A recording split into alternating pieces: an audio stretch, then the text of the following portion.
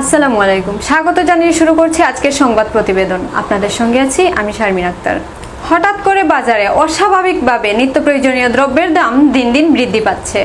সিলেটের বৃহত্তর পাইকারি বাজার কালীঘাট ঘুরে বিস্তারিত জানাচ্ছেন শেখ সালেক আহমেদের ক্যামেরায় নাসরু আহমেদ চৌধুরী।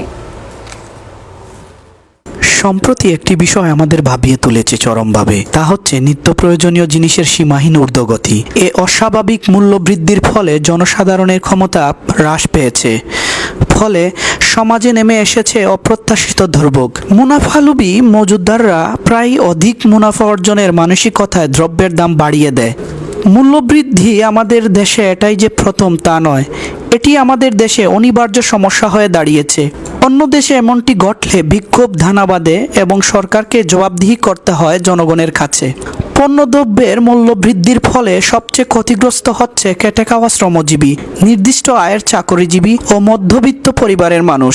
এ সময় সাধারণ মানুষের সাথে আলাপকালে জানা যায়, পরিস্থিতি যে খাই মানুষ বাঁচব, নিত্য প্রয়োজনীয় জিনিস যেগুলো আলু, পেঁয়াজ, ডাল, তেল, এগুলোই দাম বেশি, চাল, এগুলোই পাবলিকের লেগে খুব কষ্ট হয়ে যাচ্ছে। মধ্যমবিত্ত মানুষ যারা গরিব হেরা তো আত্মহত্যা খাইতে পারে, যারা বড় লোক ঘরে বইয়ে খাইতে হয়। আমাগুলো এখন মধ্যবিত্ত লোক এগো খুবই কষ্ট হইতেছে। এই যে পেঁয়াজের দাম বাড়ছে, ডাইলের দাম বাড়ছে, চিনির দাম বাড়ছে, ঠিক আছে, তেলের দাম তো সপ্তাহে বাড়তেই থাকে, কোনো কমায় কোনো বুদ্ধি নাই। মালের দাম তো খুব বেশি, কারণ 1 কেজি মরিচ কিনতে হইলে 250 টাকা কেনা লাগে। আমরা খেটে খাওয়া মানুষ কিভাবে আমরা এই অত দাম দেওয়া জিনিস কিনা খাইয়া সংসার চালাইতাম? বাজার করা চাইলাম 1000 টাকা লইয়া, 1000 টাকা কোনো কিছু মিলে নাই। 5 লিটার তেল কিনলে যায় গে 700 টাকা, আর 300 টাকা দিয়ে কি বাজার নেব? এইরকম দাম বাড়লে আমরা চলা তো খুব আনা খাইও মরতে হইব। আমরা খাইমো তো দূরের কথা, আনা খাইও মরমো। সিলেট নগরীর বৃহত্তর পাইকারি বাজার কালীঘাট বাজার ঘুরে দেখা যায় পেঁয়াজ, রসুন, সয়াবিন তেল, মসুর ডাল, আদা সহ নিত্য প্রয়োজনীয় দ্রব্যের দাম অনেক বেশি। এ সময় পাইকারি ব্যবসায়ীরা বলেন, আমদানি কম থাকায় জিনিসের মূল্য বৃদ্ধি হচ্ছে। দেশে মালের আমদানি কম, দেশি পেঁয়াজের চাহিদা কম। অন আমরা মিয়ানমার থেকে পেঁয়াজ আইতাছে, অন আওয়ার পরে মেলা দাম কমে গেছে। অন যদি মালের আমদানি বেশিও তাহলে বাজার কম, বা আমদানি কম হলে হয়তো 2-5 টাকা বাড়তে পারে। এই খবর। বর্তমানে আদার দাম 50 টাকা 55 টাকা। দাম বাড়বো কিনা কমবো এটা বলা যাবে না, এটা হচ্ছে মালের আমদানি বুঝিয়ে। আর ওই আছে বার্মা আদা, এটা বেচে 60 টাকা 65 টাকা, সব থেকে দাম বেশি চায় না।